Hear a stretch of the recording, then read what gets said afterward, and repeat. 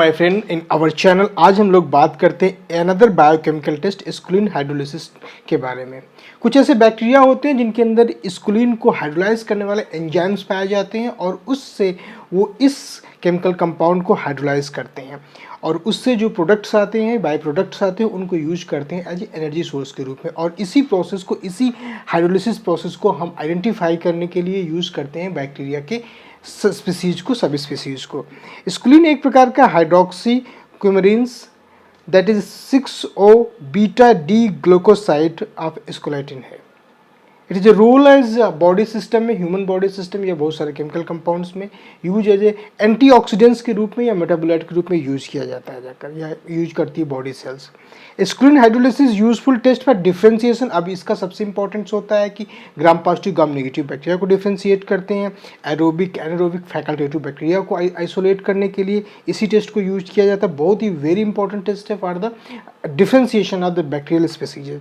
स्कुलिन hydrolysis utilize taxonomical identification है। Even the taxonomically हम micro organisms कौन कौन से हो सकते हैं, फंगाई या बैक्टीरिया, वहाँ पर भी यूज कर सकते हैं, या इंट्रोबैक्टीरियसी फैमिली के जेनरा में आइसोलेशन करने के लिए, सेपरेशन करने के लिए Streptococcus, Listeria, non fermentative gram negative anaerobe, that is very important to identification and separation of the microorganism, either bacteria or other.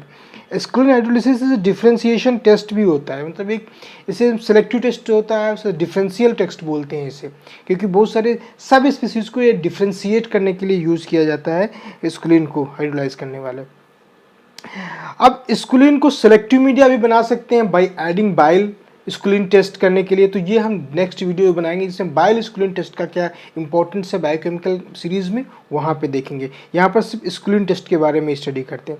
अब जब हाइड्रोलिसिस ऑफ स्कुलिन करता है कोई बैक्टीरिया, डिटर्मिनेशन ऑफ ग्रोथ और वैगन लाइवन या बाइल स्कुलिन या फिजर सेलेक्टिव इंटरोकोकस मीडिया या non growth supporting media, तो ये एक टेस्ट है जहाँ पर इस तरीके की हम आइडेंटिफाई करते हैं कि इस स्कुलिन का यूटिलाइजेशन बैक्टीरिया किस तरह कर रहा है जाकर।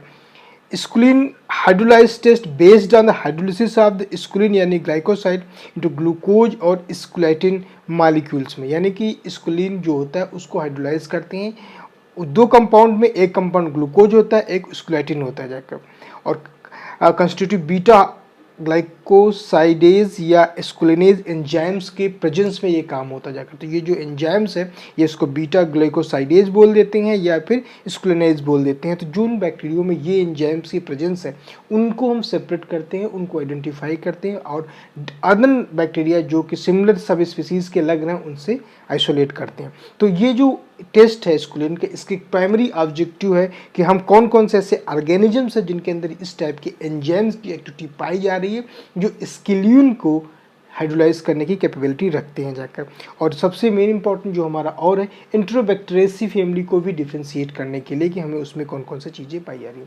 तो बेसिक प्रिंसिपल्स के बारे में अगर हम इस चीज़ को डिस्कस करते हैं जाकर, स्कुलिन एक बीटा ग्लाइकोज 6,7 डाइहाइड्रोक्सी क्यूमेरिन्स का एक कंपाउंड डेरिवेटिव है जाकर, जो कि बहुत सारे स्कुलिन, हिप्पोकैटामस या हॉर्स च्यूसनेट्री जो होता है उसके कंपाउंड्स होते हैं जाकर। Compound can be enzymatically hydrolysed at the 8 glucose links into 2 products, यानी कि एक ग्लूकोज बनाता है जाकर, एक स्कुलेटिन बनाता है आफ्टर हाइड्रोलिसिस के बाद। स्कुलिन हाइड्रोलिसिस का हमारे डिटरमाइन जो स्कुलिन अगर हमारा स्कुलेटिन फार्म हो रही जाकर, तो ये एक डिटेक्शन होता है कि हाँ इसका हाइड्रोलिसिस हो चुका है। Esculetin combines with the ferric ion generally incorporated with the medium ferric ammonium citrate and brown black colour compound. हम वहाँ पर फेरिक अमोनियम सल्फेट साइट्रेट को डालने से जो इसमें आयरन मॉलिक्यूल्स होता है वो कंबाइन करता है स्कुलेटिन से और इसका कलर चेंज होता है ब्राउन ब्लैक। तो ये आइडेंटिफिकेशन या रिफ्लेक्शन ऑफ द मीडिया के द्वारा हम आइडेंटिफाई कर लेते हैं जाकर। अल्टरनेटिव इंड प्रोडक्ट ग्लूकोज जो बना होता है उसका क्या फ्यूचर होता है, वो चेंज करता है पीएच को फर्मेंटेशन के दौरान और उसको यूज कर देता है एनर्जी सोर्स के रूप में जाकर। Esculin hydrolysis test perform the laboratory between esculetin and ferric. मैंने बताया उस चीज़ को कि जैसे ही आयरन होता है और स्क्लेटिन होता है वो कंबाइन करते हैं और एक कलर जनरेट होता है ब्लैक कलर का, वही डिटेक्ट होता है जाकर स्क्लीन ब्लैक स्पॉट टेस्ट या स्क्लीन टेस्ट के आधार पे हम देख सकते हैं जाकर। ऑर्गेनिजम्स कौन कौन से यूज किए जा सकते हैं इसमें, ग्राम पॉजिटिव कोकाई हो सकते हैं, चेन हो सकते हैं जाकर, कैटलेज निगेटिव पॉजिटिव जो भी बैक्टीरिया होंगे उनको। ऑर्गेनिजम्स है alpha and beta haemolytic positive है ग्राम, तो उनको भी हम इस टेस्ट में आइडेंटिफाई सेपरेट करने के लिए यूज कर सकते हैं by using pyrrolidonyl beta naphthylamide PYR positive organisms जो होंगे उनके द्वारा। नॉन स्पोरिंग फार्म जो बैक्टीरिया है या haemolytic gram positive bacteria rods हैं उनको भी यूटिलाइज कर लग सकते हैं, उनको भी सेपरेट करने के लिए इस टेस्ट को यूज कर सकते हैं जाकर। Positive blood cultures gram positive chains gram positive rods rapidly 4 hour identify Enterococcus Listeria, और इसके बाद अगर हम इस टेस्ट में जाते हैं तो हम ये जो लिस्टीरिया एंट्रोकोकई इनके सब स्पीसीज को भी हम आइसोलेट या डिफ्रेंशिएट कर सकते हैं।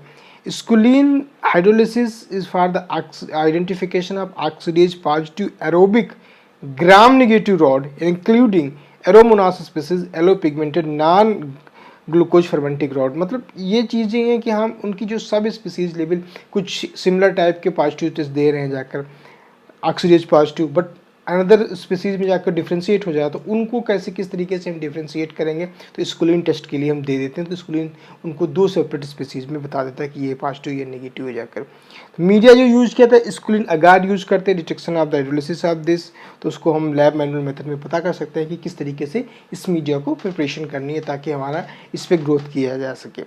जैसे मीडिया प्रिपरेशन होगा हम उस चीज़ को ऑटोक्लेव करने को, तो एक सिंपल सा मेथड है कि ऑटोक्लेव सेपरेट करके और ये ट्यूब्स का फार्मेशन हुआ अगर कूल करने के बाद उसे ट्यूब का फार्मेशन की लिया और जो उनकी लेंथ होती है जिसमें हमने मीडिया पोरिंग किए जाकर 1.5 सेंटीमीटर से 2 सेंटीमीटर के बीच की एक लेंथ होनी चाहिए। मीडिया प्रिपरेशंस और उसके बाद की जो कंडीशंस होती है किस तरीके से हमें टेस्ट ट्यूब में मीडिया को रखना है, उस प्रिजर्व करना है फ्यूचर के लिए इनोकुलेशन करने के लिए, ये बहुत इंपॉर्टेंट प्रोसेस होता है। इसमें हर स्टूडेंट्स या हर किसी को एक परफेक्शनेस ज़रूरत होती है जाकर, यही तुम्हारा डिफाइन करेगा जाकर तो कितना अच्छा कल्चर की ग्रोथ कर रहे हो जाकर।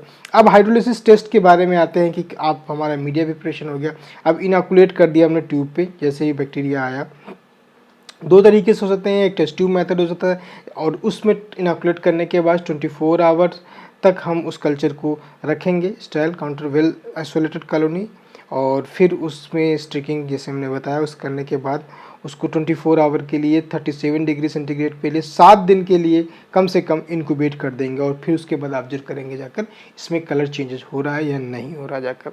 स्कुलिन इज़ विदाउट आयरन अगर साइट्रेट यूज़ कर रहे हैं, अब उसके बाद हम जा रहे हैं जाकर तो फिर वो फ्लोरेसेंस कैसा लॉस ऑफ फ्लोरेसेंस होगा यूवी लाइट पर, और अगर 2-3 ड्रॉप फेरिक अमोनिया डाल दे रहे हैं तो हमारे पास वो अपना चेंजेस ऑफ कलर देगा जाकर।